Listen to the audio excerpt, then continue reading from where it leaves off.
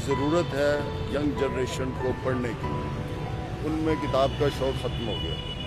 तो मुझे कुछ दोस्त कहते हैं यार वो ई बुक है इंटरनेट पे, वहाँ हज़ारों लाखों किताबें हैं।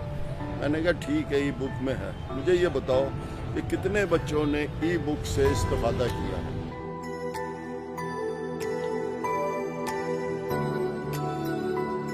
मेरा नाम कामरेड तनवीर अहमद खान है।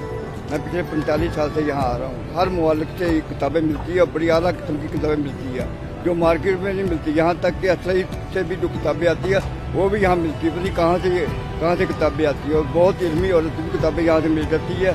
और मैंने अच्छी खासी लाइब्रेरी बना ली है। लोग पढ़ते किताबें, ये नहीं कि लोग नहीं पढ़ते किताबें। अदारे हैं वो छाप रहे किताबें और बड़े अच्छे तरीके से वो बिजनेस करते हैं।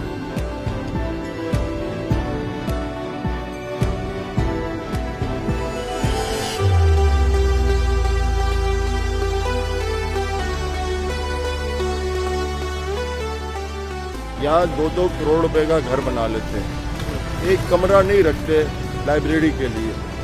और कई लोग जो है ना अपने ड्राइंग रूम में फैशन के मुताबिक 20-25 किताबें रखते हैं खूबसूरत जल्दों वाली। उनको पूछो क्या है, उनको कुछ नहीं पता।